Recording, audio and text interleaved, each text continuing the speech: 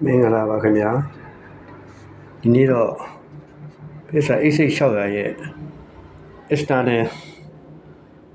MIDI external sound ပေါ့ external MIDI တော့မဟုတ် external sound လို့ခေါ်တဲ့ဥစ္စာလေးinternal MIDI sound ကတော့ပြောပြပြီးပြီဒီမှာနေအောင်လေးနဲ့အဲဒီနေရာလေးကိုဖမ်းရမှာ external ဆိုတော့ပြင်ပတမ်းပေါ့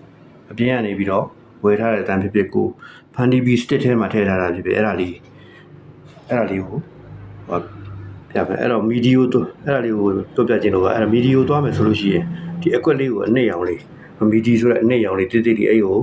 သွားပြီးလို့အဖြူကွက်လေးအဲ့ရောက်ဆိုရင်ဒီကကျွန်တော်တို့ enter ကိုနှိမ့်လိုက်ရင်ဒီမှာပေါ်လာအထက်ထဲက3ဖို့ keyboard ထဲမှာရှိတဲ့3ဖို့3ဖို့ပြောရတာပေါ့ဒီညာဘက်ထိပ်မှာ2ခုရှိတယ်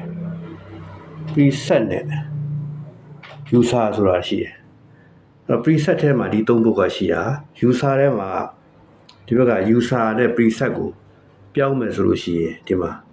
ညာဒီခလုတ်လေးကိုတက်ကိုပဲညာဒီမှာပဲပဲဆို user ရောက်သွားပြီညာဘက်ကိုတစ်ခါဒီပြန်နှိပ်မယ်ဆိုလို့ရှိရင် preset ပြန်အောင်ပဲပေါ်လာမယ်ဒီဘက်ကိုနှိပ်လို့ရှိရင်ဒီမှာ user ရောက်သွားမယ်ဒါမျိုးเนาะအဲ့တော့ user ထဲမှာလောဆယ်ပါ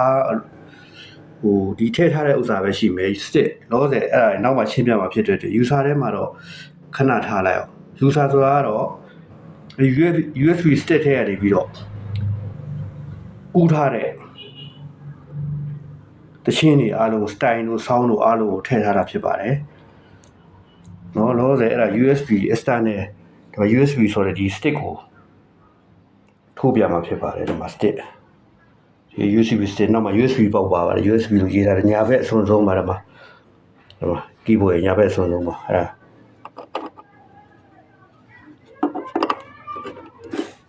ထိုးလိုက်ပြီဒီမှာဖတ်နေပြီဖတ်နေပြီဟုတ်ပြီဖတ်နေပြီလို့ရှိရင်ညာဘက်အဆုံးဆုံးကိုဒီမှာ USB ဆိုတာပေါ်လာပြီခုန2ခုလည်းခု3ခုဖြစ်သွားပြီအဲ့တော့အဆုံးဆုံးရွှေ့လိုက်မယ်ဒီမှာအဆုံးဆုံးပေါ်လာပြီအဲ့ဆိုလို့ရှိရင်ဒါဒီထက်က USB တဲ့ sound တွေကိုရှားပြီးတော့ဖတ်ပြီးတီးလို့ရမှာပါ